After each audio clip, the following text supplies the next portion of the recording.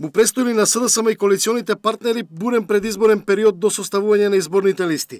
Отворените аспирации на шарените револуционери и се поизвестната одлука на раководството на партијата да им отстапи поприличен број добитни места ги вознемири останатите коалициони партнери.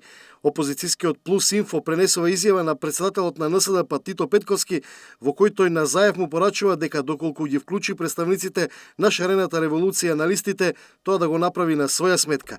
Сум ги слушнал овие шпекулации, но за мене засега тоа се само шпекулации. Се надевам дека СДСМ ќе биде галантен на своја сметка, а не на сметка на некој друг, изјавил Петковски за Плюс Инфо.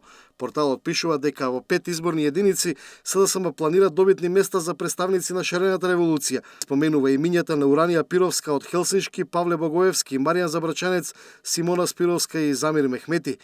Пировска пак демантира дека таа е во игра за пратеник, вели дека останува во невладиниот сектор и дека со незе никој не разговарал на таа тема. Во СДСМ пак директно не ја коментираат изјавата на Петковски, но посочуваат дека за нив сега е приоритет формирање на широк фронт против власта. За формирање на листи се уште е рано. Партијата на 25 септември ќе одржи тематски конгрес на кој ќе се дебатира токму за оваа стратегија. Се друго го оценуваат во доменот на шпекулации.